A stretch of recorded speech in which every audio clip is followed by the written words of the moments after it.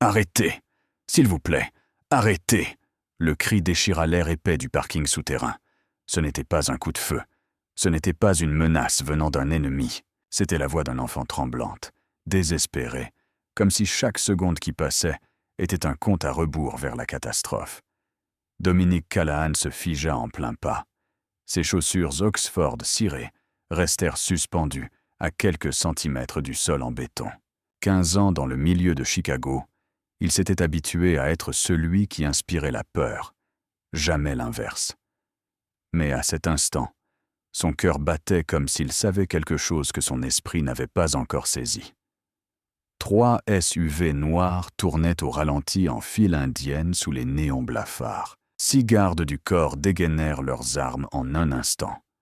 12 canons de pistolet visèrent droit sur la petite silhouette, debout au bas de la rampe menant à la rue.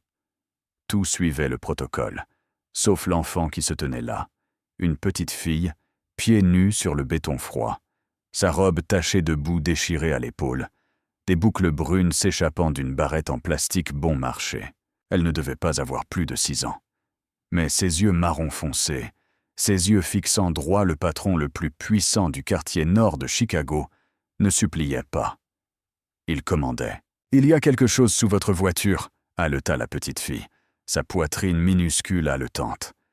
Je l'ai entendu faire tic-tac, un seul mot. Le sang dans les veines de Dominique se glaça. L'air, chargé d'essence et de poussière de béton, porta soudain l'odeur de la mort.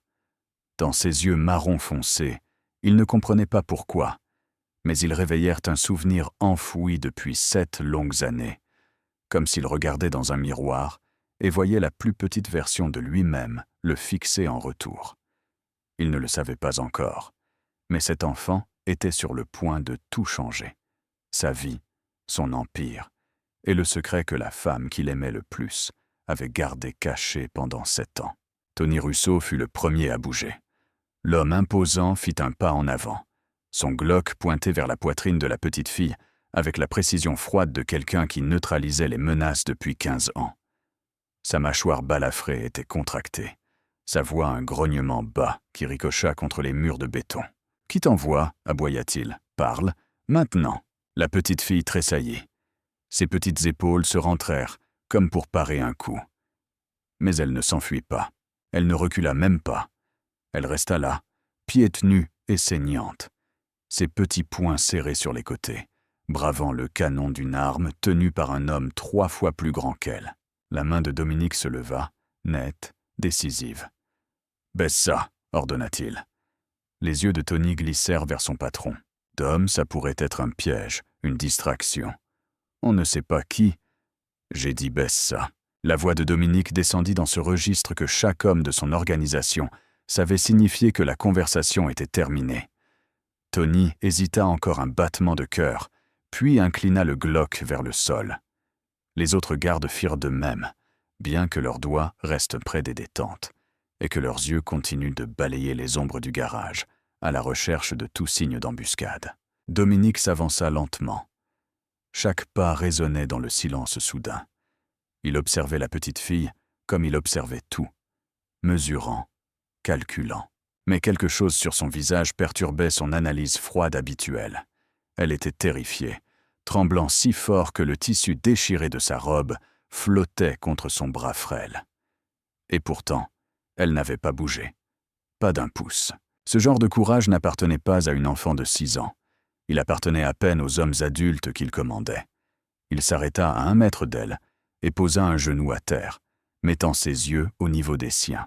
De près, les ecchymoses sur ses bras étaient visibles, fraîches, sombres, colériques.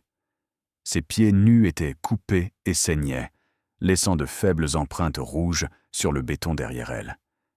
Elle avait couru jusqu'ici avec acharnement, rapidité et désespoir. « Tout va bien, petite », dit Dominique, adoucissant sa voix d'une manière qui le surprit lui-même.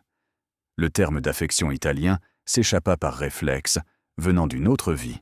« Personne ne va te faire de mal. Dis-moi pourquoi nous ne devrions pas démarrer les voitures. » La petite fille déglutit. Sa gorge bougea visiblement. Elle jeta un coup d'œil au mur d'hommes armés derrière Dominique, puis revint vers lui, comme pour décider si cet homme était assez sûr pour lui faire confiance. Quoi qu'elle ait vu sur son visage, cela dut suffire. « Je l'ai vu », chuchota-t-elle, les mots s'échappant dans un élan essoufflé. « Un homme. Il était sous votre voiture. La grande noire. Il a mis quelque chose là, quelque chose avec des fils, et puis il s'est enfui. Et je l'ai entendu.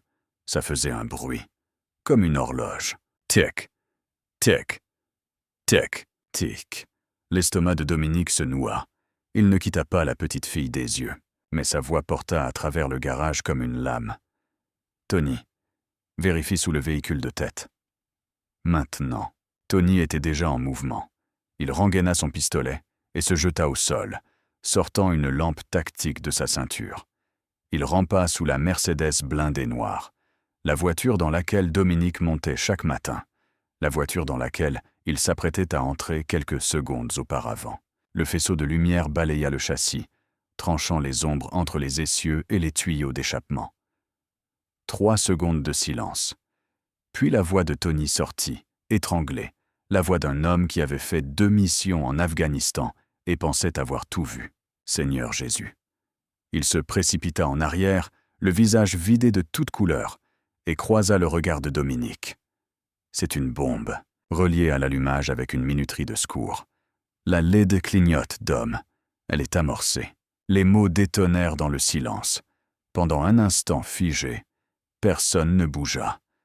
Puis, l'entraînement de Dominique, l'instinct qu'il avait maintenu en vie à travers 15 ans de guerre, prit le dessus. « Tout le monde recule », hurla-t-il, sa voix brisant la paralysie.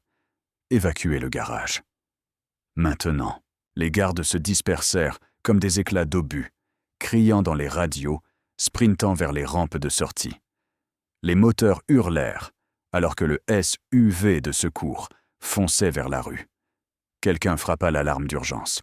Les sirènes commencèrent à hurler, un son strident et pulsant qui baigna le garage sombre d'une lumière sanglante. Mais Dominique ne courut pas vers la sortie. Il courut vers la petite fille. Il l'atteignit en 3 enjambées. Sans un mot, il la souleva du sol, un bras sous ses genoux, l'autre la berçant contre sa poitrine. Elle ne pesait presque rien. « Accroche-toi à moi, » dit-il. « Ne lâche pas. » Des petits doigts s'enfoncèrent dans sa chemise. Elle enfouit son visage contre son cou. Il sentait son cœur martelé contre sa poitrine. Où était-ce le sien? Il ne savait plus. Tony se rangea à ses côtés, Glock dégainé, les yeux balayant derrière eux. Leurs pas frappèrent le béton à l'unisson. Les lumières d'urgence stroboscopiques lançaient des éclairs rouges sur les murs, peignant tout par flashs de sang et d'ombre. 20 mètres jusqu'au pilier de béton à l'autre bout. 15, 10. Dominique comptait la distance en battements de cœur. Chacun ressemblait à un compte à rebours. 5. Le monde se déchira. L'explosion vint de derrière, un mur de chaleur et de force qui engloutit tout autre son. Dominique la sentit avant de l'entendre. Un poing de géant s'abattant sur son dos, le soulevant du sol. Il pivota en l'air, enroulant son corps autour de la petite fille, son large dos tourné vers l'enfer, puis le sol. Son épaule frappa en premier, puis sa colonne vertébrale. Le béton lui coupa le souffle. Il glissa sur le sol alors que du verre brisé tombait comme 1000 petites lames scintillant à la lueur du feu. Tony frappa le sol quelque part à sa gauche. Un grognement, un juron, le bruit d'un corps roulant derrière un pilier. Puis le silence. Pas un vrai silence. Le silence qui vient quand le monde est trop bruyant pour que les oreilles puissent traiter les sons. Un sifflement aigu emplit le crâne de Dominique, ténu et sans fin. La chaleur irradiait contre son dos. L'odeur vint ensuite, plastique brûlé, métal roussi, quelque chose d'âcre qui griffait la gorge. Il força ses yeux à s'ouvrir. Derrière lui, la Mercedes n'existait plus. À sa place, un cratère de feu. 2 tonnes d'acier par balle déchirées comme une boîte de conserve. Les flammes s'élevaient en tournant, oranges et affamées. Les véhicules de flanc étaient écrasés, les vitres soufflées vers l'intérieur, les châssis déformés par l'onde de choc. 10 secondes.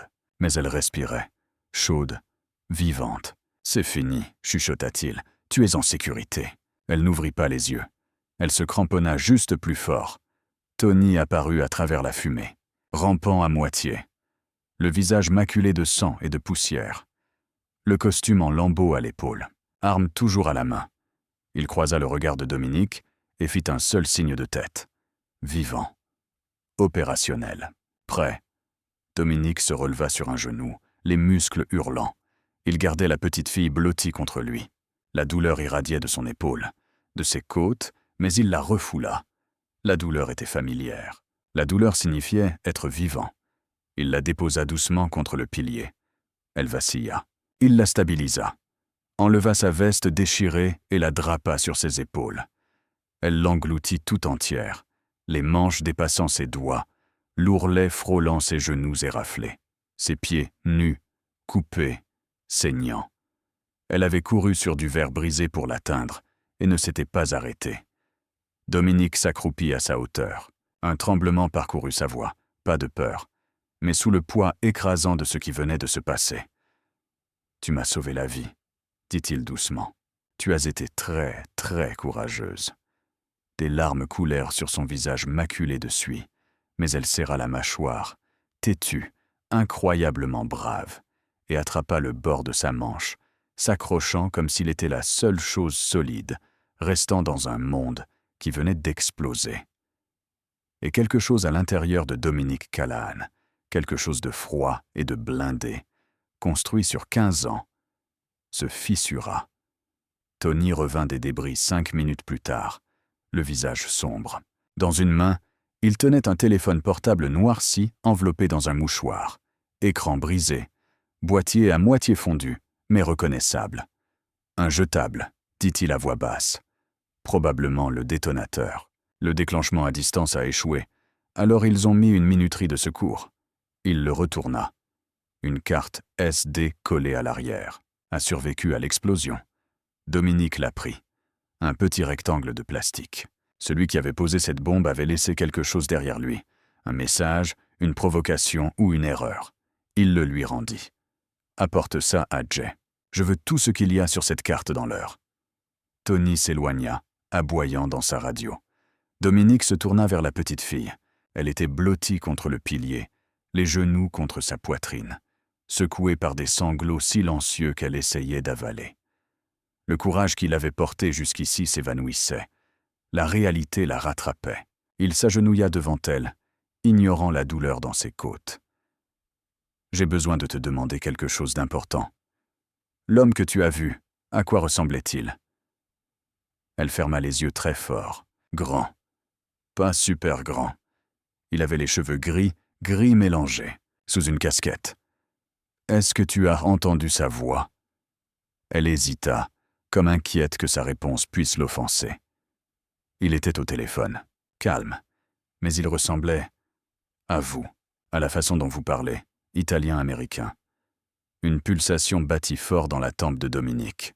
Pas un tueur à gages au hasard, quelqu'un qui avait l'air de la famille. « Comment es-tu entré ici ?» Elle pointa du doigt une porte latérale en métal, près de la cage d'escalier, restée entr'ouverte. Cette porte était ouverte. J'étais caché dans les escaliers. J'ai jeté un coup d'œil et je l'ai vu sur le dos sous votre voiture. Il avait des outils. Il a mis quelque chose là-haut, puis s'est enfui par la porte latérale. Le regard de Dominique se fixa sur l'entrée de la cage d'escalier. Cette porte fonctionnait avec un code de sécurité à 6 chiffres. Tu ne l'as pas crocheté, tu ne l'as pas forcé. Soit tu avais le code, soit tu ne l'avais pas. Seule une poignée de personnes dans son organisation avait cet accès. La colère monta, non pas chaude et sauvage. Elle monta comme de l'eau glacée remplissant ses veines. Quelqu'un dans son cercle avait ouvert cette porte. Quelqu'un qui connaissait son emploi du temps, sa voiture, son itinéraire. Quelqu'un qui avait souri à sa table tout en planifiant son meurtre. Ses poings se serrèrent à en devenir blancs. Puis la petite fille renifla, un petit bruit humide qui trancha à travers la fureur. Elle le regardait avec des yeux écarquillés, sentant le changement en lui, craignant d'en être la cause. Dominique desserra ses mains, refoula la glace. Pas maintenant, pas devant elle. Il posa une main sur son épaule. Elle tressaillit, puis se détendit lentement. « Tu as bien fait, » dit-il fermement. « Tu as tout fait correctement. » Mais son esprit tournait déjà. Le poseur de bombes avait un accès interne. Le traître était proche. Et qui qu'il soit, ils venaient de commettre la pire erreur de leur vie. Ils avaient échoué. Dominique l'étudiait. Quelque chose en elle l'attirait depuis le moment où il avait croisé son regard pour la première fois. Une traction au bord de la mémoire, faible mais persistante, comme une mélodie qu'il ne parvenait pas tout à fait à nommer. « Quel est ton nom » demanda-t-il doucement. Elle hésita. Puis, d'une voix à peine audible, « Mia ». Le nom le frappa comme une balle au sternum. Mia, 7 ans auparavant, lors d'une nuit qui semblait appartenir à la vie de quelqu'un d'autre. Il était allongé à côté d'une femme dans une chambre sombre, sa tête sur sa poitrine, ses doigts traçant des cercles paresseux sur son bras. Ils avaient reparlé du futur, une conversation folle et magnifique, d'une vie qu'ils savaient tous deux impossible. Une maison avec un jardin, un travail normal, une fille. Si c'est une fille, avait-elle chuchoté. Je veux l'appeler Mia. Il avait embrassé son front et dit « Oui. Oui au non. Oui au rêve. Oui à tout ce qu'il ne pourrait jamais vraiment lui donner. » Dominique déglutit avec difficulté. Une coïncidence. Cela devait l'être. Il repoussa le souvenir et se concentra sur la petite fille devant lui. « Mia, peux-tu me dire ce qui est arrivé à ta maman ?» Le visage de Mia se décomposa. Elle avait tenu bon avec une force bien au-delà de son âge. Mais maintenant, le barrage montrait ses fissures. Ses mots sortirent en rafales courtes et fracturées. La façon dont un enfant parle, quand l'horreur est encore trop fraîche pour être organisée. « 2 hommes sont venus à notre appartement ce matin. Ils avaient des armes. Ils ont attrapé maman et nous ont mis dans une camionnette. » Sa voix s'étrangla. Maman a essayé de se battre. Elle a frappé l'un d'eux, mais l'autre, il l'a frappé en retour. Fort. Au visage. La mâchoire de Dominique se contracta jusqu'à ce que ses dents lui fassent mal. « Il parlait autour de vous, » continua Mia, ses petites mains tordant l'ourlet de sa veste. « Il n'arrêtait pas de dire votre nom. Il disait que vous viendriez pour elle, que le patron viendrait quand il saurait. » Le patron. Dominique sentit la glace se reformer dans son ventre. « Maman m'a dit de courir », chuchota Mia. Elle me l'a chuchoté quand il ne regardait mon pas. Elle a dit « Dès que tu as une chance, bébé, cours et ne te retourne pas. » Des larmes coulèrent sur ses joues. Quand la camionnette s'est arrêtée à un feu rouge, maman a donné un coup de pied très fort dans le siège du conducteur. Tout est devenu fou. Et la porte, elle n'était pas verrouillée. Alors j'ai sauté. Sa voix se brisa de culpabilité. Je ne voulais pas la laisser. Mais elle m'a crié de partir. Alors j'ai couru. J'ai couru et couru. Je les entendais derrière moi. J'ai trouvé cet immeuble. Et la porte des escaliers était ouverte.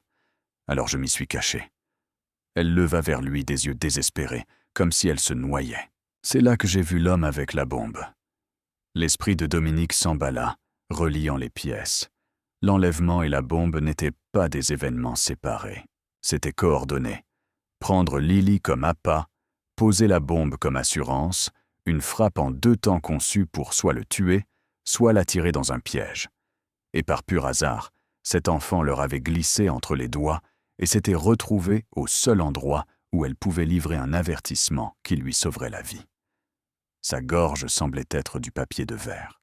Il devait demander. Il savait déjà. Mais il devait l'entendre. « Ta mère, » dit-il, la voix dénudée. « Quel est son nom ?» Mia le regarda comme si la réponse était évidente. « Lily, » dit-elle, « Lily Navarro. » Le garage s'effaça. La fumée, les sirènes, les débris en flammes, tout cela se dissout dans un bruit blanc. 7 ans s'effondrèrent en un seul battement de cœur. Lily, la seule femme qu'il ait jamais aimée. La femme qui était sortie de sa vie un mardi matin pluvieux, lui disant qu'elle ne pouvait plus vivre dans son monde. La femme dont l'absence avait laissé une blessure, qu'il n'avait jamais laissé guérir, seulement blindée. Elle était vivante. Elle était en danger. Et ces hommes, qui qu'ils soient, l'avaient traînée de nouveau dans l'obscurité qu'elle avait passé 7 ans à fuir. Dominique regarda Mia. Ses yeux marron foncé. Ses yeux à lui, le souvenir qu'il n'avait pas réussi à nommer, fit enfin surface, clair, net, indéniable. Il fixait son propre visage. Mais cette révélation devrait attendre. Parce qu'en ce moment, quelque part dans cette ville, Lily Navarro était attachée à une chaise avec un pistolet sur la tempe. Et chaque seconde qu'il passait agenouillé sur ce béton était une seconde qu'elle n'aurait peut-être pas. Il se leva. Sa voix sortit calme et absolue. « Je vais la ramener. » Dominique porta Mia vers l'ascenseur privé à l'autre bout du garage. Elle s'accrocha à son cou, le visage pressé contre son col, trop épuisé pour parler. Tony marchait devant, ouvrant la voie, aboyant des ordres aux gardes qui s'écartaient avec des yeux écarquillés. Aucun d'eux n'avait jamais vu leur patron porter autre chose qu'une arme. La porte de l'ascenseur glissa. Dominique entra avec Tony et 2 gardes. Alors que les portes se fermaient, il saisit leur reflet dans l'acier poli. Un homme à la chemise déchirée et couvert de poussière de béton, tenant une enfant maculée de boue, enveloppée dans sa veste en ruine. L'image n'était pas à sa place. Pas dans cet ascenseur. Pas dans cet immeuble. Pas dans son monde. Mais elle était là. Le penthouse couronnait le dernier étage, verre et marbre, vues imprenables sur la silhouette de Chicago. Rien de tout cela ne comptait. Dominique traversa le foyer et déposa Mia sur le canapé en cuir, avec une douceur qui surprit la domestique qui accourait. En quelques minutes, la petite fille fut soignée, des bandages sur ses genoux et ses pieds, une couverture douce autour de ses épaules, une tasse de chocolat chaud pressée entre ses mains tremblantes. Elle la buvait lentement, fixant le vide, le choc s'installant comme un brouillard. Dominique se tenait près de la fenêtre, téléphone à l'oreille, donnant des ordres rapides pour sécuriser les autres propriétés, vérifier les actifs restants, verrouiller chaque entrée. Mais ses yeux ne cessaient de revenir vers la petite silhouette sur son canapé. Puis Mia tira sur sa manche. « J'ai failli oublier, » dit-elle, sa voix petite et enrouée.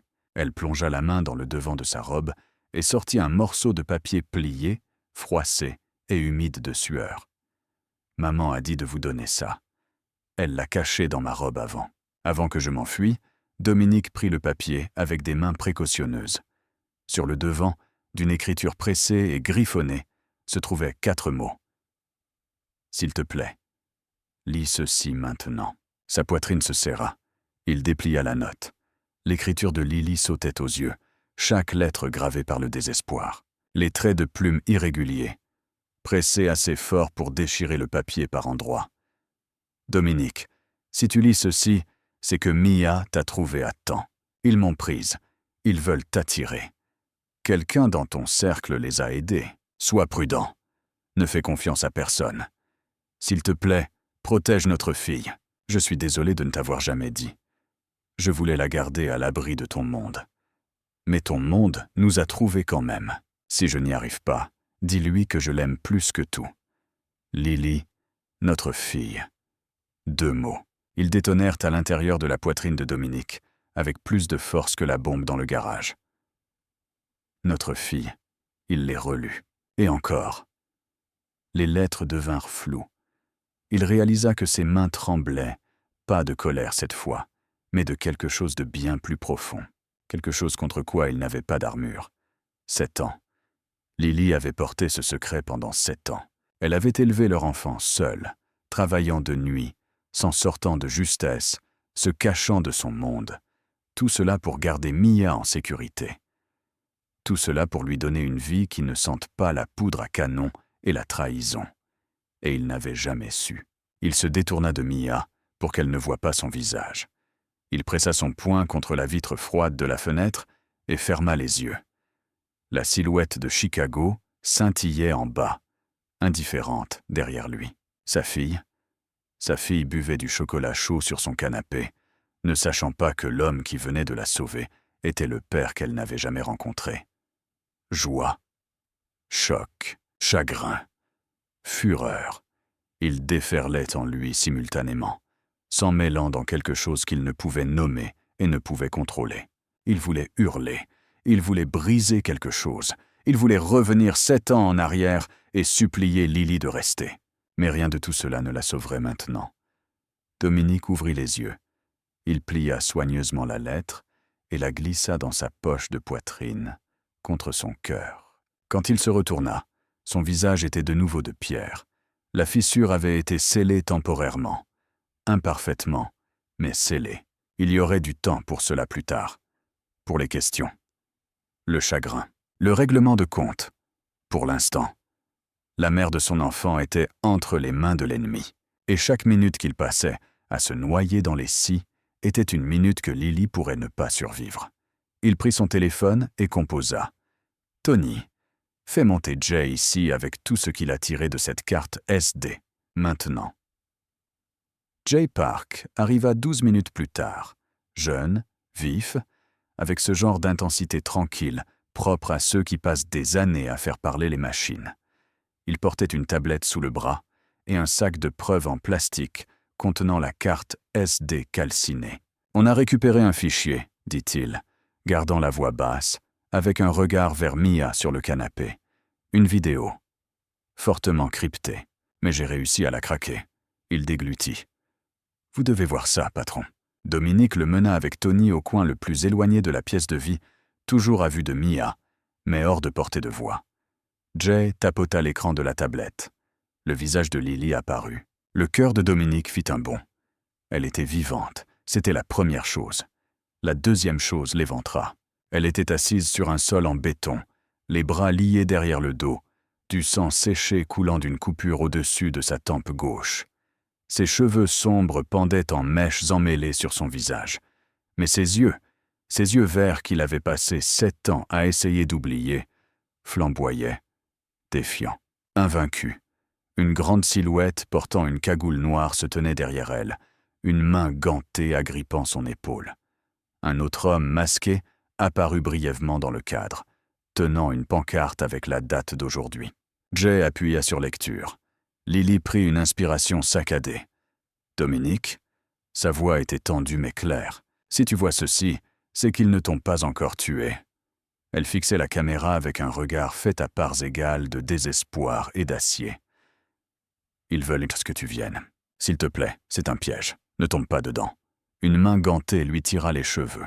Elle poussa un cri mais continua, la voix brisée. « Ils ont dit que si tu ne venais pas, ils me tueraient. Si tu viens, ils te tueront. D'une manière ou d'une autre, ils pensent gagner. » Ses yeux brillaient. « Je sais que tu viendras quand même. Tu as toujours essayé de me sauver, même de moi-même. Je suis désolé, Dominique. Je suis tellement désolé. » La silhouette masquée intervint, la voix déformée par un filtre numérique. Grave, mécanique, inhumaine. Assez. Lily grimaça alors que la prise sur ses cheveux se resserrait. La voix déformée s'adressa à la caméra. « Dominique Callahan. Entrepôt neuf, Navy Pier. Minuit ce soir. Tu viens seul et non armé. Si on voit l'un de tes hommes, sa cervelle repeint le sol. » Une pause. « Et ne t'inquiète pas pour la petite fille. On l'a aussi. La pauvre s'ennuie de son papa. Ne nous fais pas attendre. » Lily se débattit contre son ravisseur. « Non, ne fais pas ça, Dominique !» hurla-t-elle, sa voix brute d'angoisse. « Ils vont tuer !» L'écran devint noir. Silence. Dominique fixa la tablette éteinte. Ses mains tremblaient. Pas de peur. Jamais de peur. C'était quelque chose de plus vieux, de plus profond. Une fureur si concentrée qu'elle brûlait à froid. Il la sentait dans ses doigts, dans sa mâchoire, derrière ses yeux. Tony et Jay l'observaient, attendant. Il inspira, bloqua, expira. Força l'enfer à redevenir une flamme contrôlée. Réfléchir, ne pas ressentir. Réfléchir. Les pièces s'agencèrent avec une clarté froide. Ils croyaient qu'ils avaient toujours Mia. Cela signifiait qu'ils ne savaient pas qu'elle s'était échappée. Ils opéraient avec des informations incomplètes, planifiant pour un otage qu'ils ne détenaient plus. C'était un avantage. Petit, mais réel. La bombe était le plan A. Le tuer dans le garage, propre et simple. Quand l'avertissement de Mia a ruiné cela, la vidéo est devenue le plan B. L'attirer au dock et finir le travail face à face. Ils avaient à préparer les deux issues, ce qui signifiait que ce n'était pas un travail d'amateur. C'était orchestré par quelqu'un qui comprenait comment Dominique opérait. Quelqu'un de proche? Ils pensent avoir Mia, dit doucement Tony, arrivant à la même conclusion. C'est un levier qu'on peut utiliser. Dominique fit un signe de tête. Il regarda Jay. Qui d'autre a vu ça? Juste moi et mon chef technique. Je l'ai extraite sur un système fermé, comme ordonné. Que ça reste ainsi. Pas un mot. Oui, patron. Dominique se redressa. Quand il reprit la parole, sa voix portait ce genre de calme qui rendait les hommes dangereux nerveux. Le calme d'une décision déjà prise, d'une ligne déjà franchie. Appelle les capots, tous. Je veux Marco, Vince et Jay dans mon bureau d'ici 1 heure. Conseil de guerre. Il marqua une pause. Et Tony, personne ne quitte cet immeuble jusqu'à ce que je le dise. Tony fit un signe de tête sec. À l'autre bout de la pièce, Mia s'était endormie sur le canapé. La tasse vide toujours serrée dans ses petites mains. Elle semblait paisible. Incroyablement. Vu la matinée qu'elle avait survécue. Dominique l'observa un long moment. Puis il se détourna et se dirigea vers son bureau. La lettre dans sa poche de poitrine pressant contre son cœur comme une seconde pulsation. Minuit. Il avait 14 heures pour découvrir qui le voulait mort, débusquer le traître et ramener Lily vivante. L'horloge tournait de nouveau. En moins d'1 heure, 4 hommes se tenaient dans le bureau de Dominique. La pièce sentait le cuir et le vieux bois, un endroit où les accords se concluaient et les destins se scellaient. Des rideaux lourds bloquèrent le soleil de fin de matinée. La seule lumière venait d'une lampe de bureau qui projetait de longues ombres sur les visages assemblés devant lui. Tony Russo se tenait près de la porte, les bras croisés, observant tout le monde. Marco De Luca, 33 ans, au sang chaud, bâti comme un boxeur, s'appuyait contre la bibliothèque, se faisant craquer les articulations. Jay Park était assis silencieusement dans le coin, tablette à la main, et Vincent Moretti occupait le fauteuil en cuir le plus proche du bureau de Dominique. Jambes croisées, les doigts joints, l'image de l'autorité posée. À 58 ans, Vince était dans ce milieu depuis plus longtemps que tous. Il avait servi le père de Dominique avant lui. Il était de la famille, ou du moins Dominique l'avait toujours cru. Dominique exposa les faits d'une voix basse et froide. La voiture piégée, la porte de la cage d'escalier forcée, l'enlèvement de Lily, la vidéo exigeant sa présence à l'entrepôt neuf, Navy Pier, à minuit. Il garda certains détails pour lui, la lettre, la révélation sur Mia, mais leur en donna assez pour comprendre la gravité. Les réactions furent rapides. Marco frappa la paume de sa main sur le bureau. « On frappe maintenant, aujourd'hui. Je peux avoir 20 hommes au dock d'ici 15 heures. On encercle cet entrepôt et on le réduit en pièces avant qu'il ne voie quoi que ce soit venir. » Tony secoua la tête. « Foncer à l'aveugle va faire tuer Lily. S'ils nous entendent arriver, elle sera la première victime. On a besoin d'yeux sur place avant de bouger. » Marco se hérissa. Et la laisser avec ses animaux jusqu'à minuit, c'est mieux? Chaque heure qu'on attend est 1 heure qu'on utilise pour faire ça bien. Tony intervint fermement. Les 2 hommes se fusillèrent du regard. Dominique laissa la tension flotter un instant, observant. Puis une 3e voix s'éleva, douce, mesurée, raisonnable. Si je peux me permettre, Vincent Moretti décroisa ses jambes et se pencha en avant. Ses cheveux argentés étaient soigneusement peignés, son costume impeccable malgré le chaos de la matinée. Il parlait comme il avait toujours parlé, comme un homme qui avait déjà examiné chaque angle et guidait simplement les autres vers la conclusion évidente. L'instinct de Marco n'est pas mauvais. Ah, la vitesse compte. Chaque minute que Lily passe entre leurs mains est une minute de plus où quelque chose peut mal tourner. Un doigt nerveux sur la gâchette, un changement de plan. Il marqua une pause, laissant le poids de cela s'installer. Je propose une frappe mesurée cet après-midi. Pas aveugle, mais rapide. Scouter l'entrepôt rapidement, puis intervenir en force avant qu'ils ne s'y attendent. Attendre jusqu'à minuit joue en faveur de leur calendrier, pas du nôtre. C'était un argument parfaitement raisonnable, logiquement solide, stratégiquement élégant. Et c'était exactement ce qui dérangeait Dominique. Il observait Vince pendant que l'homme plus âgé parlait. Les mains stables, les yeux calmes, L'absence totale de surprise. Marco était furieux. Tony était tendu. Même Jay, qui montrait rarement ses émotions, avait pâli en regardant cette vidéo. Mais Vince était assis dans son fauteuil, comme s'il s'agissait d'une revue commerciale trimestrielle. Pas un cheveu de travers, pas un tressaillement de choc, comme s'il savait déjà. Dominique classa l'observation. Son visage ne trahissait rien. « On ne foncera pas à l'aveugle », dit-il, coupant court au débat. Il regarda chaque homme à tour de rôle, soutenant le regard de Vince exactement aussi longtemps que celui des autres. Pas plus, pas moins. Tony et Marco scoutent en l'entrepôt neuf cet après-midi. Reconnaissance discrète uniquement. Je veux un décompte, les points d'entrée et la confirmation que Lily est à l'intérieur. Marco, fais stationner tes meilleurs tireurs dans des camionnettes près du quai avant le coucher du soleil, prêts à intervenir sur mon ordre. Marco fit un signe de tête, satisfait d'avoir une mission. Jay, surveille toutes les communications internes. Chaque téléphone, chaque radio, chaque texte qui circule sur notre réseau aujourd'hui. Signale tout ce qui est inhabituel. Les yeux de Jay brillèrent de compréhension. Il savait ce que Dominique demandait réellement. Oui, patron. Dominique se tourna vers Vince en dernier. Vince, coordonne les communications sécurisées pour l'équipe d'assaut. Je veux uniquement des canaux cryptés, rien sur les fréquences régulières. Vince inclina la tête gracieusement. Bien entendu. La réunion prit fin. Marco partit le premier, déjà au téléphone. Jay suivit.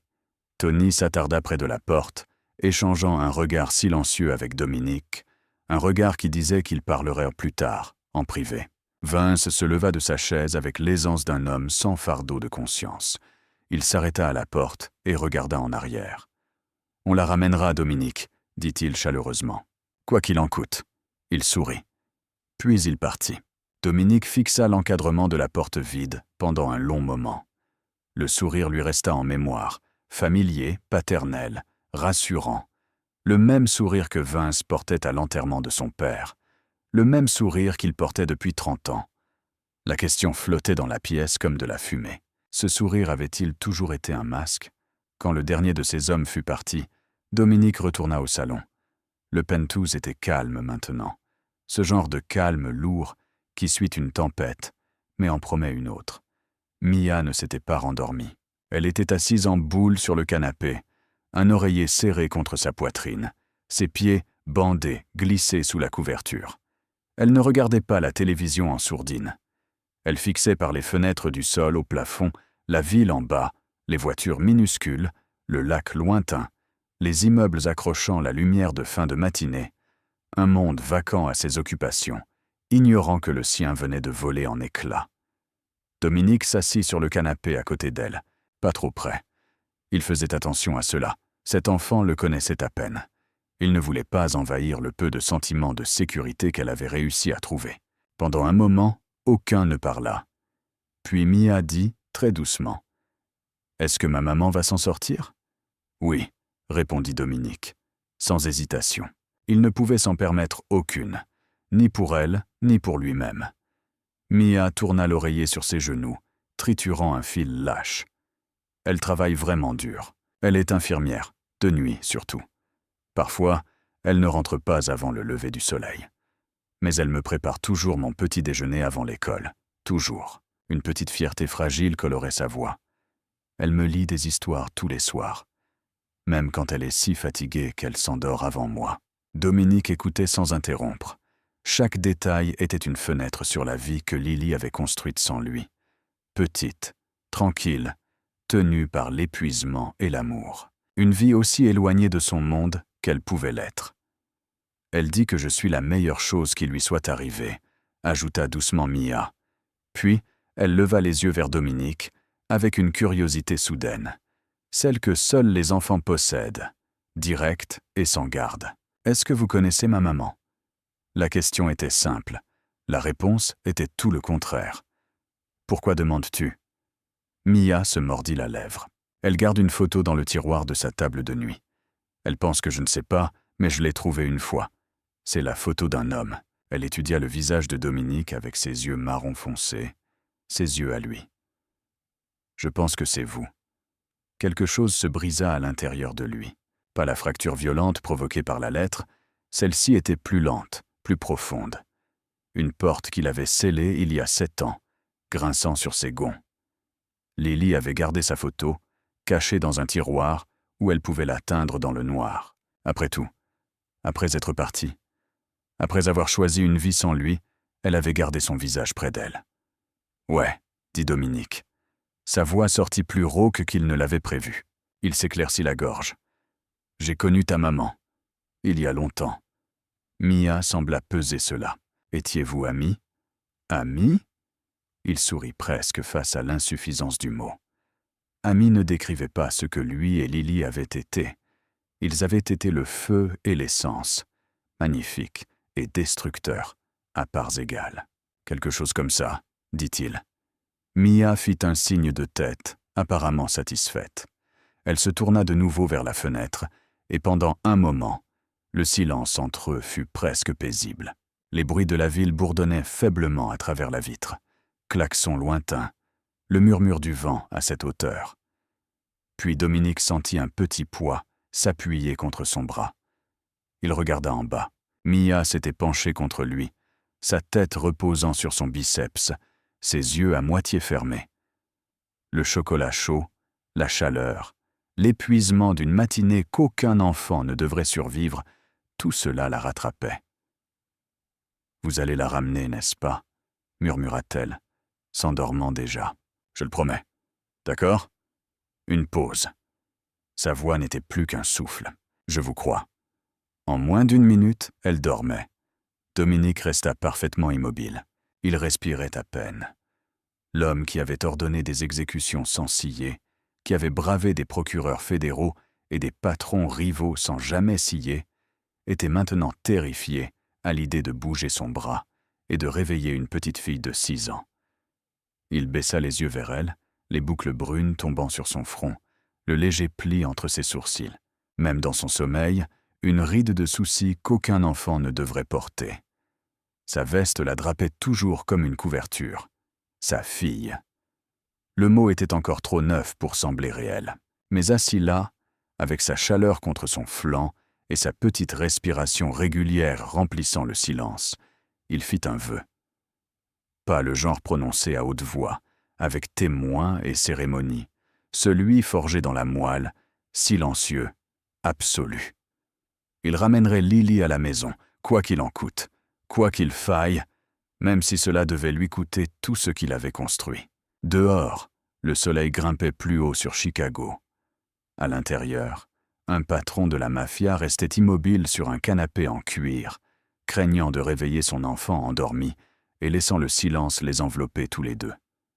En milieu d'après-midi, Tony et Marco étaient en position, accroupis derrière un conteneur d'expédition rouillé à 200 mètres de l'entrepôt neuf à Navy Pier.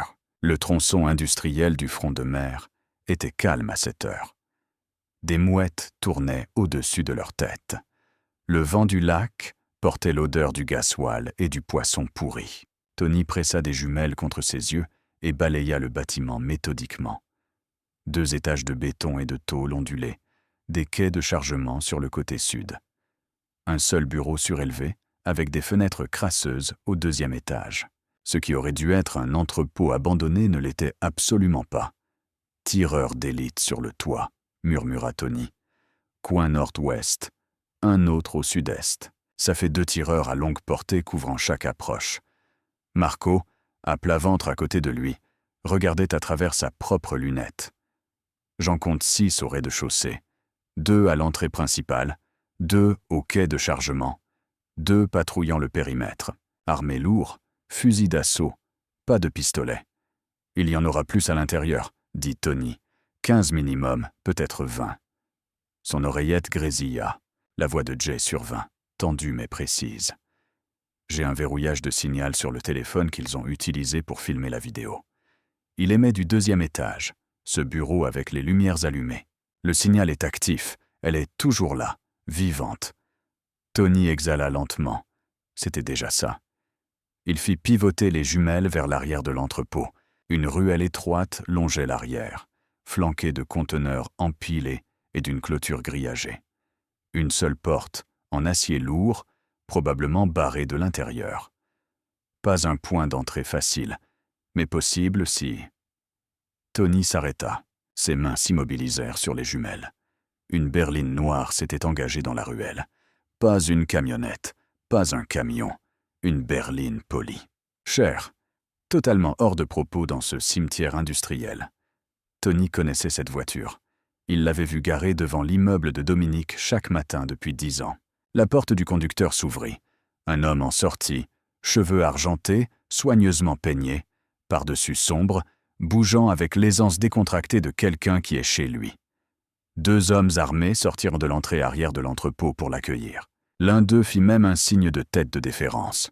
Vincent Moretti redressa son manteau, dit quelque chose qui fit s'écarter le garde, et entra dans l'entrepôt neuf comme s'il en était le propriétaire. Le sang de Tony se glaça. Il abaissa les jumelles. À côté de lui, Marco s'était figé, l'œil toujours pressé contre la lunette. C'était bien? Ouais, dit Tony platement. C'était lui. Pendant 3 secondes, aucun ne bougea. Puis Tony activa sa radio cryptée, gardant sa voix à peine au-dessus d'un murmure. Patron. Statique. Puis la voix de Dominique. Calme. Continue. Reconnaissance terminée. L'entrepôt est une forteresse. Tireurs d'élite sur le toit. Plus de 15 hostiles armés. Lily confirmée vivante au 2e étage. Tony marqua une pause. Les mots suivants eurent un goût de cendre. Et patron. Moretti est là, il vient d'entrer par l'arrière. Ils l'ont salué. Il est l'un d'eux. Silence à la radio. Pas la brève pause du traitement de l'information. Un long et lourd silence qui s'étira sur la fréquence comme un souffle retenu. Marco jeta un coup d'œil inquiet à Tony. Dans le penthouse, Dominique se tenait près de la fenêtre, avec la radio pressée contre son oreille. Mia dormait toujours sur le canapé derrière lui. Le soleil de l'après-midi peignait de longs rectangles dorés sur le sol. Il ferma les yeux. Vince, l'homme qui lui avait appris à jouer aux échecs quand il avait 12 ans. Pense toujours avec 3 coups d'avance, Dominique. L'homme qui s'était tenu à côté du cercueil de son père, la main sur l'épaule du jeune Dominique, chuchotant « Je serai toujours là pour toi ». L'homme qui l'avait appelé oncle pendant 30 ans. L'homme qui s'était assis dans son bureau ce matin, jambes croisées, souriant chaleureusement et disant « On la ramènera, quoi qu'il en coûte », pendant que Lily était ligotée à une chaise dans son entrepôt. Dominique ouvrit les yeux. Quand il parla, sa voix ne portait ni rage, ni chagrin, seulement la fixité terrifiante d'un homme qui avait franchi un seuil sans retour. « Revenez, tous les deux. Nous changeons le plan. » Il y avait un autre appel à passer avant que le plan ne prenne forme. Dominique entra dans son bureau et ferma la porte. Il sortit un second téléphone, un jetable propre, intraçable, et composa un numéro qu'il avait mémorisé, mais n'avait jamais prévu d'utiliser. Ça sonna 4 fois. Eh bien, la voix de Danny Kowalski était épaisse, typique du sud de Chicago. Dominique Callahan m'appelant directement, ça doit être une occasion spéciale. Quelqu'un a essayé de me faire sauter ce matin, dit Dominique sans préambule. Ils ont enlevé une femme proche de moi, l'ont emmenée dans un entrepôt à Navy Pier, ton territoire. Un battement de silence. Quand Danny reprit la parole, l'amusement avait disparu. Et tu penses que c'était moi? Je pose la question. Danny exhala un long et lent soupir qui portait plus d'irritation que de culpabilité. Je n'enlève pas de femmes et d'enfants, Callahan. Ce n'est pas ma façon de faire, et tu le sais. J'ai des problèmes avec tes affaires. Bien sûr, mais je m'en occupe comme un homme, pas comme un lâche caché derrière des otages. Dominique écoutait la texture des mots. Après 15 ans dans ce métier, il pouvait entendre un mensonge, comme un musicien entendait une fausse note. La voix de Danny ne portait aucune ruse, juste une honnêteté brute et offensée. « Si ce n'est pas toi, » dit prudemment Dominique, « alors quelqu'un utilise ton jardin pour préparer une attaque contre moi. Ça devrait te concerner. Ça me concerne. » Une pause. Le son de glaçons s'entrechoquant dans un verre. « Tu veux mon conseil? Arrête de regarder vers le sud et commence à regarder ta propre table de salle à manger. L'ennemi le plus dangereux est toujours celui assis en face de toi, Callahan. Celui qui sait où tu dors. » Les mots atterrirent, comme la confirmation de ce que Dominique savait déjà. « Quiconque a fait ça nous a joués tous les deux, » continua Danny. « Déclencher une guerre entre ton équipe et la mienne, puis ramasser les morceaux quand on se sera entretués. Prise de pouvoir classique. Et je parie mon dernier dollar que c'est quelqu'un qui te murmure à l'oreille depuis des années. » Dominique ne dit rien. Il n'en avait pas besoin. « Trouve ton rat, » dit Danny. « Et quand tu l'auras fait, occupe-t'en. Parce que si ça déborde dans mes rues, je ne serai pas aussi amical la prochaine fois. » La ligne coupa. Dominique posa le téléphone et resta immobile dans le bureau sombre. Les pièces étaient complètes maintenant. Vince avait tout orchestré. La bombe, l'enlèvement, le piège de minuit. Il avait exploité les tensions existantes entre les équipes Callahan et Kowalski pour créer l'apparence d'une guerre des gangs. Quand la poussière retomberait, avec Dominique mort et Danny affaibli, Vince sortirait de l'ombre et réclamerait l'empire qu'il estimait devoir être le sien depuis toujours. 30 ans de loyauté. Tout cela n'était que du théâtre. Dominique ouvrit la porte du bureau.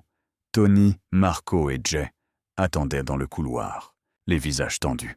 « Voici comment ça va se passer, » dit Dominique, sa voix plate et finale. « On ne suit pas leur script. Je ne vais pas entrer dans cet entrepôt seul à minuit comme un agneau. Et on ne va pas entrer bruyamment en leur laissant le temps de mettre une balle dans la tête de Lily. » Il regarda chaque homme. « J'entre discrètement. » Avant minuit, seul par l'arrière pendant qu'ils surveillent encore la porte d'entrée, attendant que j'arrive à l'heure prévue. « Jay, tu coupes le courant de la grille du quai à exactement 23h45. Noir total. » Jay fit un signe de tête. « Je peux faire ça. » « Marco, tes hommes entourent l'entrepôt. Mais personne ne bouge avant que je donne le signal ou que vous entendiez des coups de feu à l'intérieur. » Le premier des deux. Marco fit craquer ses articulations. « On sera prêt. » Dominique se tourna vers Tony en dernier. C'était la partie la plus difficile. « Tu restes ici, avec Mia. » La mâchoire de Tony se contracta. « Patron, je devrais être avec vous. J'ai besoin de quelqu'un en qui j'ai une confiance aveugle pour protéger ma fille. » Le mot sortit naturellement maintenant. Plus étranger. Plus incertain. « Si quelque chose tourne mal ce soir, tu l'emmènes hors de Chicago. Nouveau nom. Nouvelle ville, c'est mon dernier ordre. » Tony soutint son regard un long moment. Puis il fit un signe de tête. Lentement. « Ça n'en arrivera pas là, » dit-il doucement. « Non, acquiesça Dominique. Non, parce qu'il n'avait aucune intention de mourir ce soir. Pas maintenant. Pas quand il venait de découvrir quelque chose qui valait la peine d'être vécu. La nuit tomba sur Chicago comme un poing qui se ferme. Dans la chambre du penthouse, Dominique s'habilla en silence. Veste tactique noire, pantalon cargo noir, bottes noires avec un étui à couteau cousu à la cheville droite. Il sortit le Beretta du coffre mural, vérifia le chargeur, plein et une balle engagée. 2 chargeurs supplémentaires allèrent dans sa poche gauche, une grenade flash compacte dans la droite. Il saisit son reflet dans le miroir. L'homme de ce matin, celui en costume sur mesure et Oxford ciré, avait disparu. À sa place se tenait quelque chose de plus dur, quelque chose conçu pour ce qui allait arriver. Il glissa le Beretta dans son holster d'épaule et se tourna vers la porte. Mia était là. Elle s'était réveillée sans un bruit et avait parcouru le couloir sur ses pieds bandés. La couverture traînait derrière elle comme une cape. Ses yeux grands, sombres, alertes, prenaient tout en note. L'arme, les vêtements noirs, l'expression sur son visage. « Vous allez chercher maman » dit-elle. Ce n'était pas une question. Oui, elle traversa la pièce et entoura sa jambe de ses bras, pressant son visage contre sa cuisse. Son petit corps tremblait. « Laissez-moi venir avec vous » chuchota-t-elle. « Je peux aider ?» J'ai aidé avant. La poitrine de Dominique se serra. Il s'agenouilla lentement, mettant ses yeux au niveau des siens. Son visage était si proche qu'il pouvait compter les taches de rousseur sur son nez. Les taches de rousseur de Lily. Non, petite. Là où je vais, c'est trop dangereux. J'ai besoin que tu sois en sécurité. C'est la chose la plus importante. Mais, et si vous ne revenez pas ? Son menton trembla. Et s'ils vous font du mal comme ils en ont fait à maman ?» Il prit son visage entre ses mains, des mains qui avaient fait des choses terribles, des mains qui ne méritaient pas de tenir quelque chose d'aussi précieux. Mais elles étaient là. « Écoute-moi, » dit-il, calme et ferme, « je reviens, et je ramène ta maman avec moi. » Mia chercha sur son visage comme elle l'avait fait dans le garage, cherchant le mensonge, testant la promesse. Puis elle entoura son cou de ses bras et s'accrocha avec une ferveur qui faillit le briser. « Promis, » dit-elle contre son col. « Dites-le. » Sa gorge se noua. Il ferma les yeux. « Je le promets. » Elle s'accrocha pendant 3 secondes de plus. Puis elle se recula, essuya ses yeux du revers de la main et fit un signe de tête, un petit geste courageux qui ressemblait tellement à Lily que ça faisait mal. Tony apparut dans l'encadrement de la porte. Dominique se leva, souleva Mia et la déposa doucement dans les bras de Tony. Elle se laissa faire volontiers, mais ses yeux ne quittèrent pas Dominique. Tony croisa le regard de son patron par-dessus la tête de l'enfant. Aucun mot n'était nécessaire. Ils avaient tout dit dans le bureau. Mais Dominique parla quand même, assez bas pour que seul Tony puisse entendre. « Protège-la. »« Sur ma vie, » dit simplement Tony. Dominique toucha la joue de Mia une dernière fois. Puis, il se tourna et descendit le couloir sans regarder en arrière. S'il regardait en arrière, il ne partirait pas. Les portes de l'ascenseur s'ouvrirent. Il entra. Alors que les portes d'acier glissaient, il vit son reflet se matérialiser sur la surface polie. Silhouette sombre. Yeux sombres. Le contour d'une arme au holster sous sa veste. Ce matin, ce même reflet avait montré un patron de la mafia dans un beau costume, se rendant à une réunion de routine. Maintenant, il montrait un père partant à la guerre. L'ascenseur descendit. La ville attendait en bas, sombre, froide, indifférente.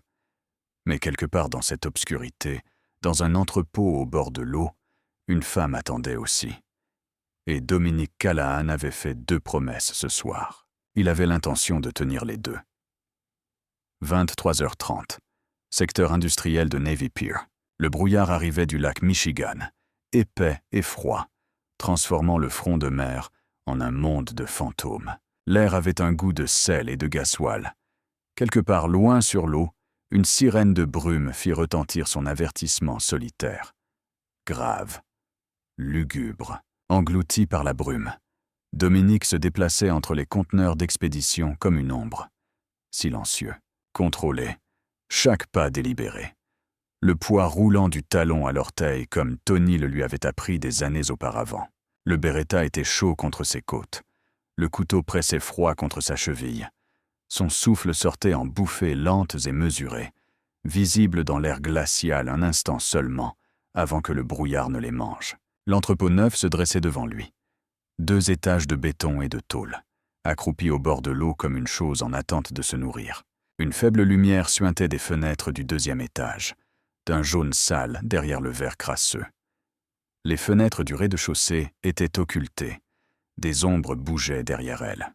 Il vérifia sa montre. 23h42. 3 minutes. Il actionna sa radio une fois, 2 clics courts. La réponse de Marco revint immédiatement. 2 clics. En position. 23h44. Dominique se pressa contre le mur de métal froid de l'entrepôt, à quelques centimètres de la porte de chargement arrière. Il entendait des voix à l'intérieur, étouffées, tendues. Quelqu'un riait. Le raclement de bottes sur le béton. Le cliquetis d'une arme que l'on ajuste. 23h45. Les lumières s'éteignirent. Chaque ampoule, chaque projecteur, chaque tube néon bourdonnant le long de la grille du quai devint noir simultanément. L'entrepôt fut plongé dans l'obscurité. Des cris éclatèrent à l'intérieur, confus, en colère. Des faisceaux de lampes torches poignardèrent à travers les fenêtres comme des projecteurs paniqués. Dominique bougea.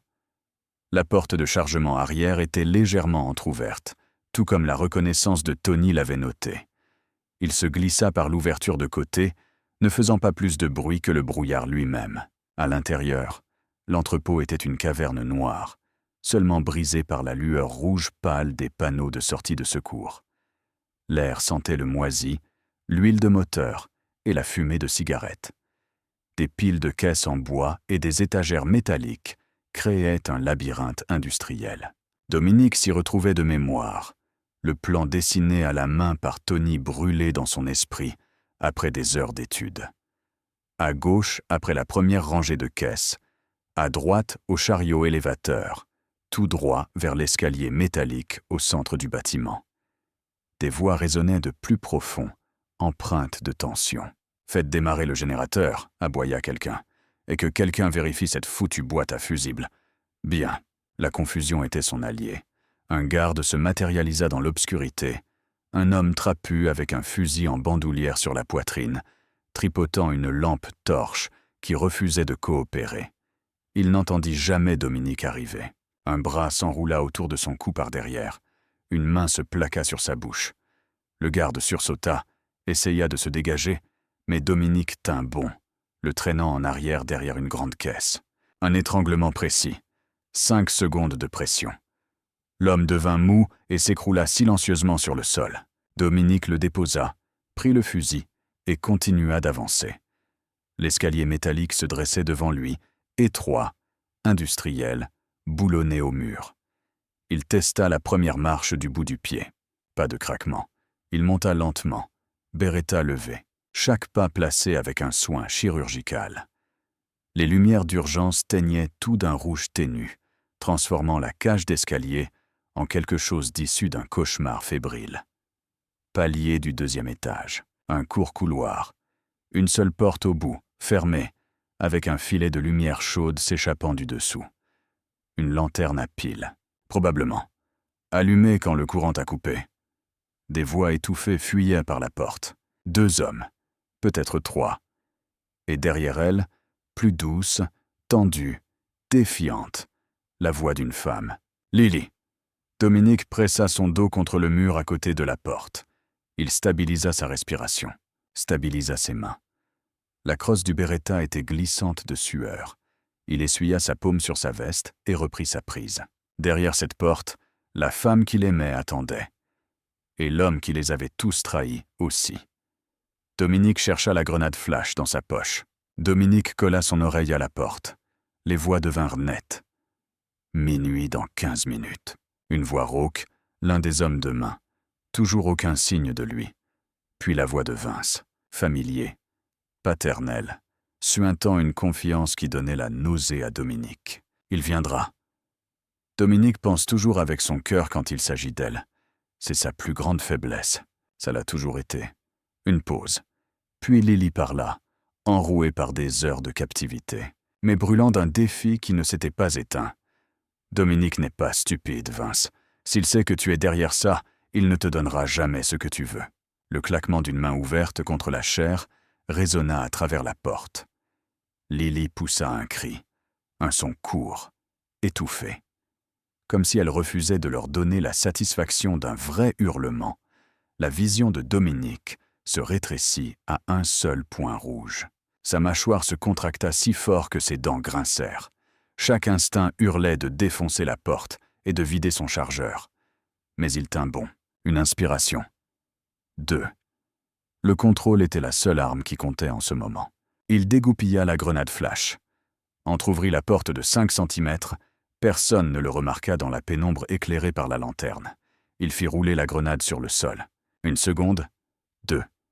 Le monde devint blanc. La grenade flash détonna avec un craquement de percussion qui fit vibrer les murs. Une lumière aveuglante inonda la pièce. Des cris de choc éclatèrent, brutes, désorientés. Animaux. Dominique s'engouffra par la porte, Beretta levé, agissant par pur automatisme. La pièce était petite. Un bureau poussé contre un mur. Des classeurs. Une lanterne à piles au sol, projetant des ombres sauvages. 2 des hommes de Vince trébuchaient, près de la fenêtre, se tenant les yeux. Fusil pendant inutilement. Lily était attachée à une chaise au centre, clignant des yeux contre l'éclat, sonnée mais droite. Dominique tira 2 fois.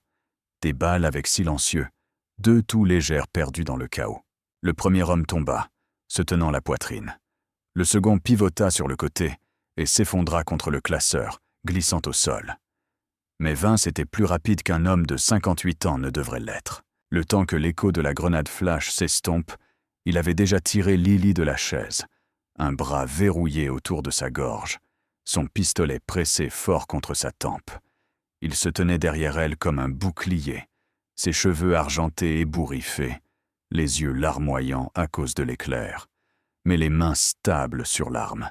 « Arrête-toi là, Dominique. » Dominique se figea. Son Beretta était braqué sur la tête de Vince, mais l'angle n'était pas bon.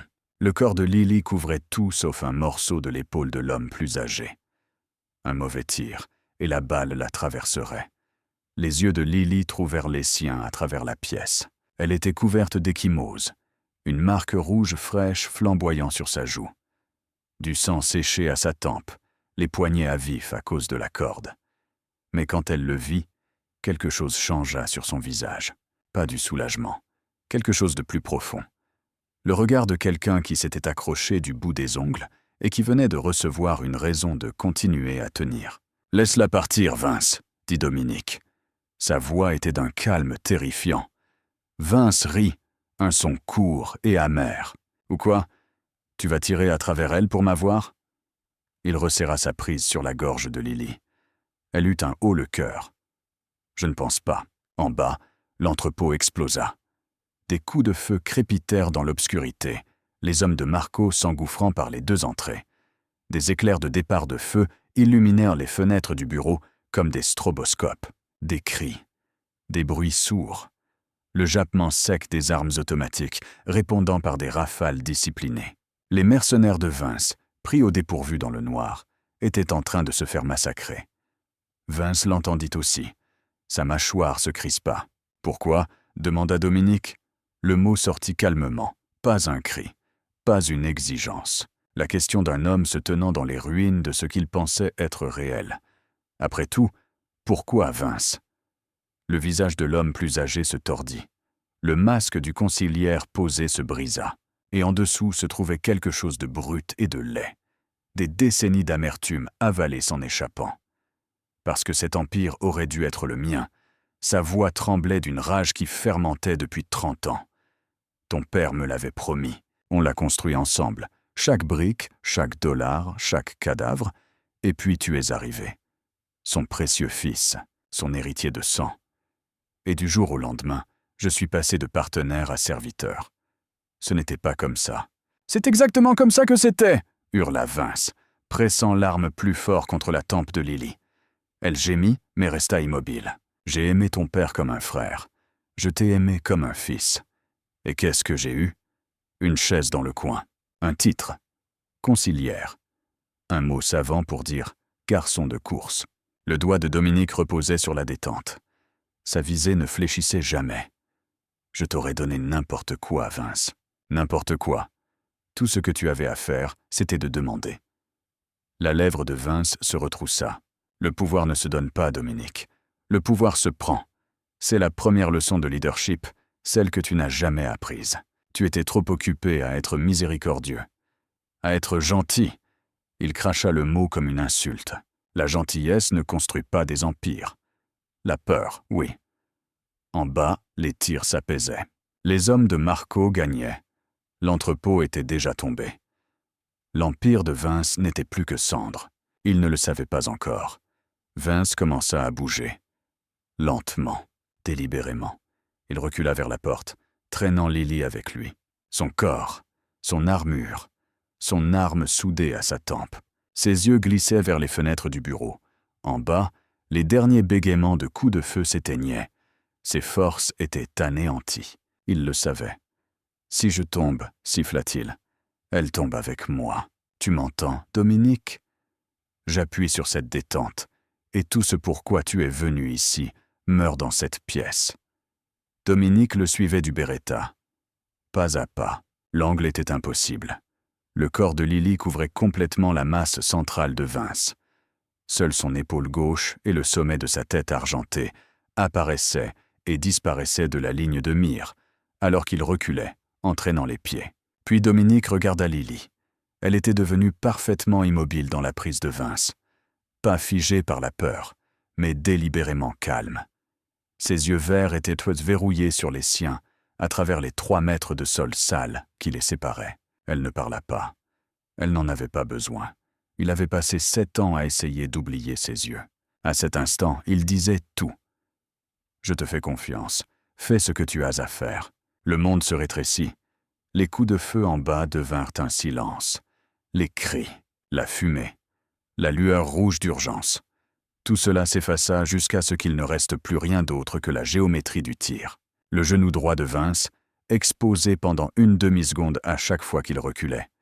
Une cible mouvante, partiellement obscurcie, à 2,50 m. Dominique expira. Il tira. La balle déchira la rotule de Vince avec une précision chirurgicale. L'os vola en éclats. Le vieil homme hurla. Un hurlement animal, brut, qui remplit la pièce. Sa jambe se déroba instantanément. En tombant, son bras s'agita sauvagement. Le canon de l'arme quitta la tête de Lily pendant un instant critique. Dominique combla la distance en 2 enjambées. Sa main gauche saisit le poignet de Vince et le frappa contre le cadre de la porte. Le pistolet tomba lourdement au sol.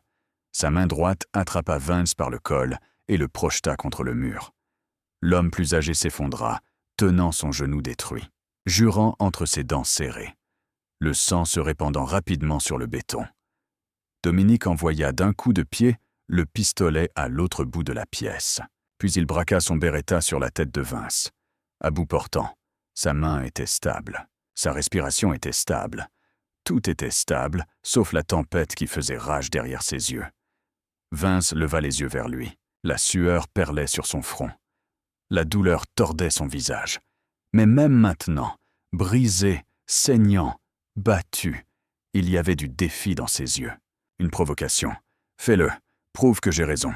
Prouve que tu es le monstre que j'ai toujours dit que tu étais. Le doigt de Dominique se resserra sur la détente. Un demi-kilo de pression. C'est tout ce qu'il faudrait. Une petite pression et 30 ans de trahison prendraient un fin sur ce sol. Ne fais pas ça. La voix de Lily trancha à travers la brume rouge. Elle s'était libérée de la prise relâchée de Vince et avait reculé en trébuchant, se rattrapant au bureau. Elle tremblait, couverte de bleu, tenant à peine debout, mais sa voix portait la force de quelque chose d'incassable. « Ne le tue pas, Dominique, s'il te plaît. » Il ne la regarda pas. Ses yeux restaient sur Vince. « Donne-moi une seule raison. » « Parce que c'est ce qu'il veut. » Sa voix se brisa mais tint bon. « Il a passé 30 ans à se dire que tu es un monstre. Ne lui donne pas raison. Pas comme ça. Pas ce soir. » Les mots frappèrent quelque part plus profondément que la logique. Quelque part dans la partie de lui qu'une petite fille de 6 ans avait fissurée ce matin-là, en attrapant sa manche pour ne plus la lâcher. La main de Dominique trembla. La détente était au bord du déclenchement. Encore une once, et c'était fini. Il plongea son regard dans celui de Vince et y vit la peur. Une peur réelle, animale. Le vieil homme voulait mourir avec dignité, selon ses propres termes, comme un martyr de sa cause. Une balle lui donnerait cela. Dominique le lui refusa. Il relâcha sa pression sur la détente, abaissa l'arme, recula. « Non, dit-il doucement. Pas comme ça. » Il rengaina le Beretta et attrapa Vince par le col, le soulevant et le plaquant contre le mur une dernière fois. Vince gémit. Le combat quitta son corps, le sang imbibant sa jambe de pantalon. Dominique se pencha tout près. Sa voix était basse, à peine un murmure, et plus froide que tout ce que Vince lui avait jamais enseigné. « Tu vas pourrir dans une cellule, et chaque jour, tu regarderas tout ce que tu as essayé de voler se réduire à néant. Ton nom oublié, ton héritage effacé, c'est pire qu'une balle. Et nous le savons tous les deux. » Vince eut un rire brisé et amer, mais il ne dit rien. Il n'y avait plus rien à dire. Des bottes tonnèrent dans l'escalier. Marco fit irruption par la porte, 2 soldats derrière lui, armes levées. Ils prirent note de la scène. Vince effondré contre le mur, Lily agrippée au bureau, et bougèrent sans attendre d'ordre. Des colliers de serrage apparurent. Les mains de Vince furent liées derrière son dos. Il s'affaissa entre les soldats, vaincu. « L'entrepôt est sécurisé, » rapporta Marco. « On devrait bouger. Les flics seront là d'une minute à l'autre. » Dominique fit un signe de tête. Il regarda Vince une dernière fois, les cheveux argentés maintenant trempés de sueur. Le masque composé brisé au-delà de toute réparation, et ne ressentit rien. Ni colère, ni satisfaction. Juste le vide froid et propre d'une blessure qui mettrait longtemps à guérir. Puis il se tourna vers Lily. La corde était rêche, le genre qui laisse des marques pendant des semaines. Dominique la détacha avec précaution. Des doigts qui avaient été d'une stabilité de roc sur une arme tremblaient maintenant au contact de ses poignets à vif. La dernière boucle tomba. Aucun des deux ne bougea. 7 ans de silence s'étiraient entre eux. Lourd, vaste, insupportable. Lily leva les yeux vers lui, joue meurtrie, sang séché à la tempe, marque de corde aux 2 poignets. Mais ses yeux verts étaient exactement les mêmes. « Tu es venu », chuchota-t-elle, « toujours ». Elle craqua. Le sang-froid qu'il avait porté pendant des heures de captivité vola en éclats. Elle se jeta contre lui, les poings agrippés à sa veste, le visage pressé contre sa poitrine, sanglotant de ces sanglots laids, convulsifs, d'une femme qui avait retenu son souffle depuis l'aube. Dominique la tint. Elle était plus mince que dans ses souvenirs, plus dure, mais chaude, respirante, vivante. Puis Lily se recula, la panique envahissant son visage. « Mia, où est Mia? Est-ce qu'elle est en sécurité ?»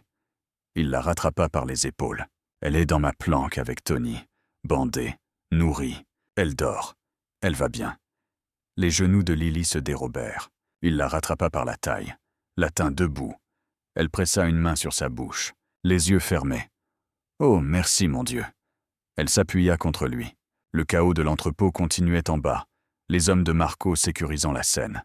Les sirènes approchaient, mais le monde s'était réduit à 2 personnes et au calme entre elles. « Pourquoi ne me l'as-tu pas dit ?» Pas en colère. Juste un homme se tenant au milieu de 7 années perdues, posant la seule question qui importait. Lily croisa son regard, les larmes coulant librement. « Parce que je l'aimais trop pour la laisser grandir dans ton monde. J'ai vu ce que cette vie t'a fait. La violence, les enterrements. Je ne pouvais pas laisser cela être son enfance. Les mots frappèrent juste, pas parce qu'ils étaient cruels, parce qu'ils étaient vrais. Tu avais raison, dit doucement Dominique. Tu l'as protégé.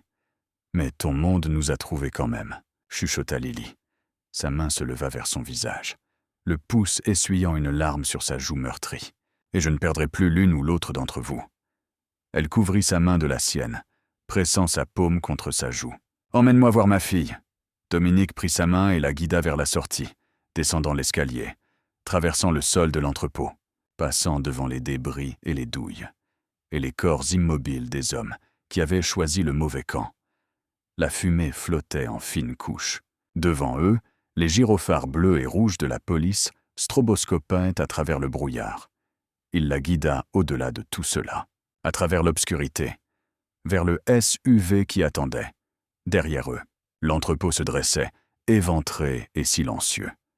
Devant eux, le premier soupçon pâle de l'aube pointait sur le lac Michigan.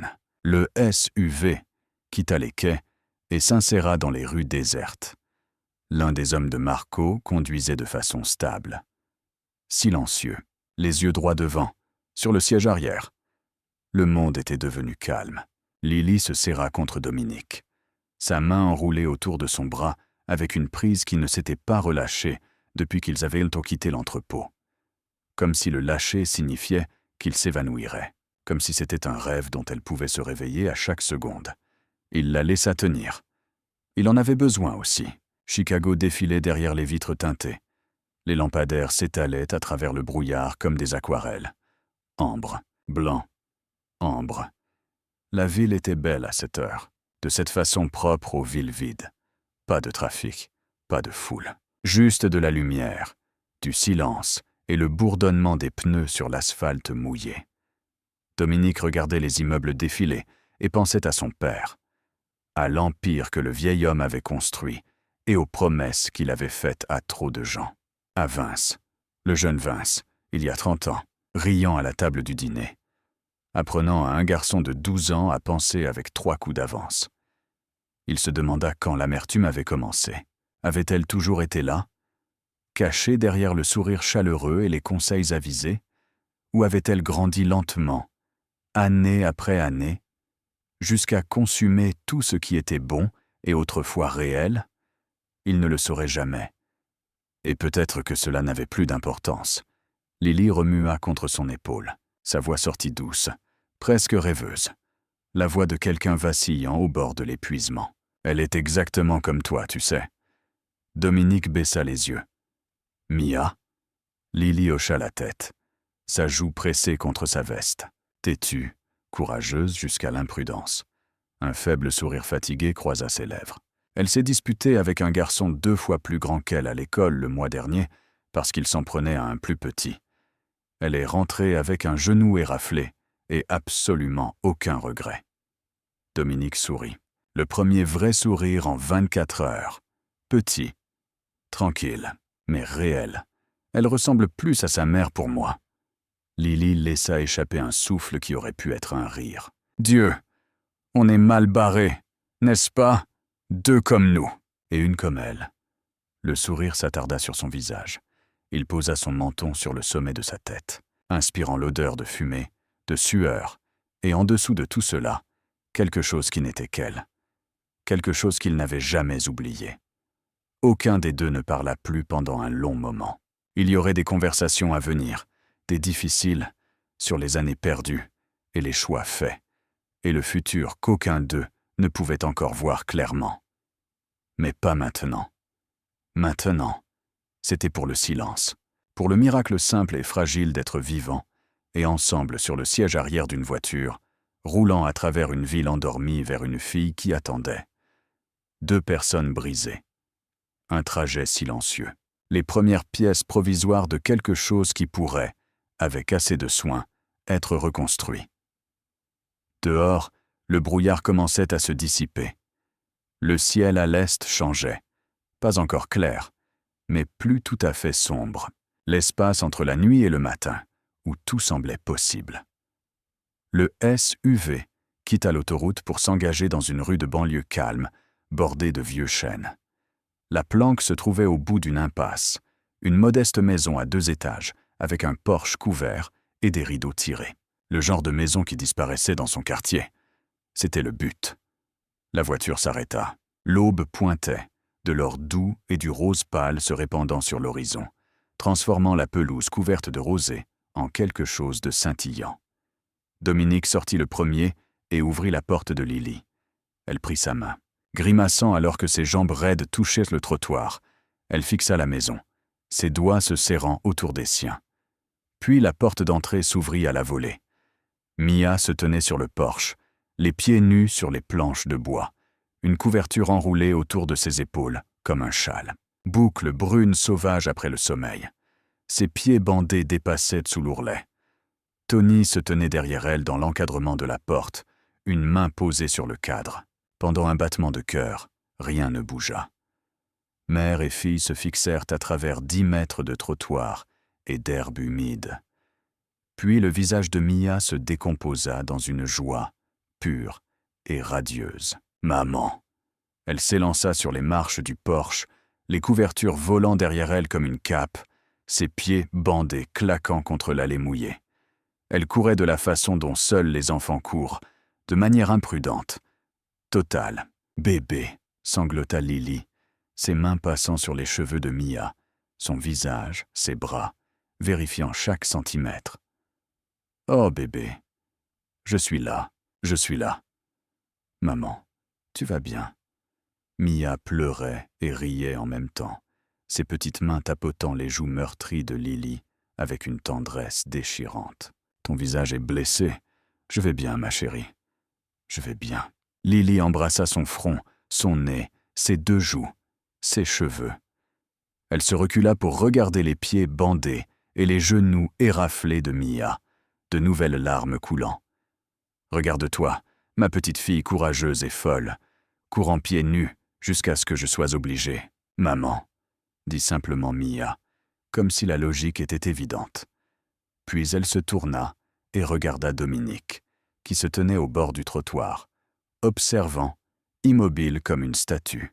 « Il a tenu sa promesse », dit Mia à sa mère. « Je t'avais dit qu'il le ferait. » Lily leva les yeux vers Dominique, sa fille dans les bras, l'homme qu'elle avait laissé là dans la lumière matinale. La distance entre eux sembla soudain n'être rien, et tout à la fois. Mia se dégagea de la prise de Lily, attrapa la main de sa mère et la tira vers Dominique. Lily se leva en titubant, se laissant guider par sa fille. « Viens, maman !» dit Mia, comme si c'était la chose la plus naturelle au monde. Ils l'atteignirent. Mia attrapa la main de Dominique avec sa main libre, reliant les trois en une chaîne. Elle leva les yeux vers les deux adultes, avec une expression qui défiait l'un ou l'autre de lâcher prise. Lily croisa le regard de Dominique, puis elle s'avança, glissa son bras libre autour de son cou et l'attira contre elle. Il enroula un bras autour de la taille de Lily et l'autre autour des petites épaules de Mia. Ils restèrent là, sur la pelouse mouillée, emmêlés les uns aux autres, tenant bon, respirant. Une famille. Pour la première fois, dans la première lueur du matin. À une distance discrète, Tony s'appuyait contre le SUV. Ses bras étaient procroisés, son visage indéchiffrable sauf pour le plus léger sourire au coin de sa bouche, quelque chose qu'il nierait si quelqu'un en faisait jamais mention. Il croisa le regard de Dominique par-dessus l'épaule de Lily et fit un seul signe de tête respectueux. Puis il se tourna, fit signe aux autres hommes, et ils s'éclipsèrent silencieusement, laissant la famille à l'aube. À l'intérieur, la planque était chaude. Quelqu'un, la femme de Tony, devina Dominique, avait laissé des couvertures sur le canapé, une théière sur le comptoir et la lampe du salon réglée sur sa lumière la plus douce. Ce genre de gentillesse humaine et tranquille qui semblait presque surréaliste après la nuit qu'ils avaient survécue. Lily et Mia se blottirent ensemble sur le canapé, emmêlés dans une couverture, refusant de laisser plus d'1 centimètre d'espace exister entre elles. Lily gardait un bras autour de sa fille, à tout moment, caressant parfois ses cheveux, pressant parfois son épaule, ou posant simplement sa main sur la poitrine de Mia. Jekamna, Nip Tokwa Kobe.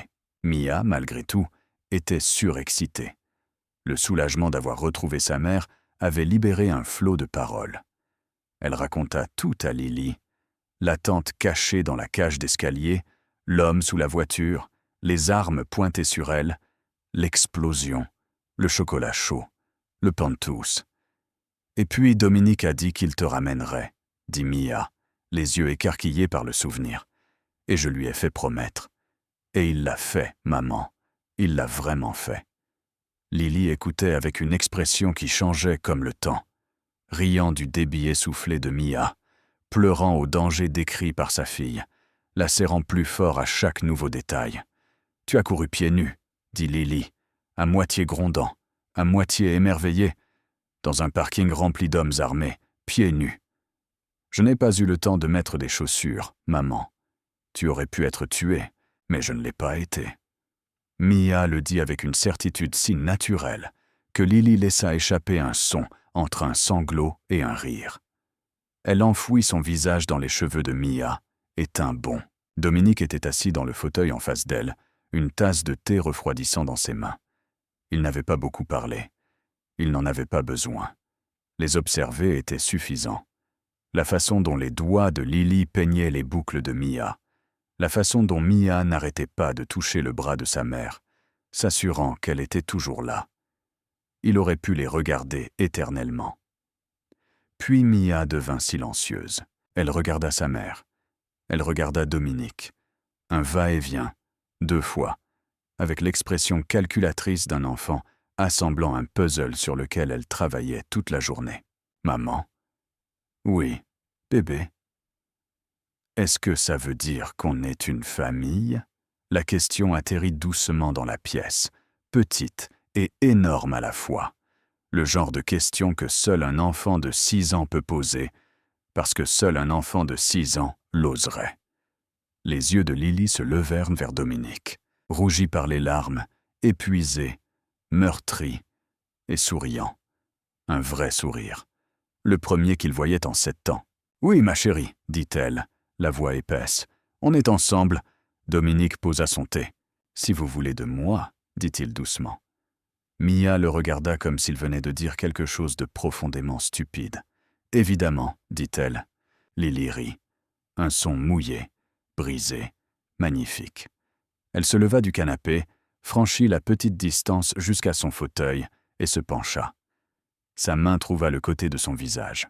Elle l'embrassa doucement, tendrement, avec la précaution de quelqu'un manipulant quelque chose qu'il pensait avoir perdu pour toujours. Dominique ferma les yeux et lui rendit son baiser. Burke? Mia avait ses 2 mains plaquées sur ses yeux, les doigts juste assez écartés pour voir à travers. Son visage était contracté dans un dégoût théâtral, mais un sourire s'étirait jusqu'aux oreilles en dessous. « C'est trop dégoûtant », annonça-t-elle.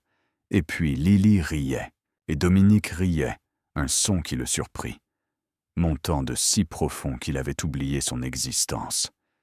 Mia s'effondra dans des éclats de rire, abandonnant son dégoût pour se lancer hors du canapé, va-chen vao, griwabomemmin, se tortillant dans l'espace, comme si elle y avait toujours appartenu. Les rires remplirent le petit salon. Chaud, désordonné, imparfait, le son le plus étrange que Dominique Callahan ait entendu de sa vie. Et le plus beau. Les rires s'estompèrent lentement, comme des flammes de bougies s'adoucissant avant le sommeil. Les sirènes, les coups de feu, les cris. Tout cela relâcha sa prise, remplacé par quelque chose que Dominique n'avait pas ressenti depuis très longtemps. Le calme. Les premiers rayons dorés du lever du soleil se glissaient à travers les rideaux. Sur le vieux canapé, 3 personnes s'étaient disposées en une forme qui semblait tout à fait ordinaire. Une famille.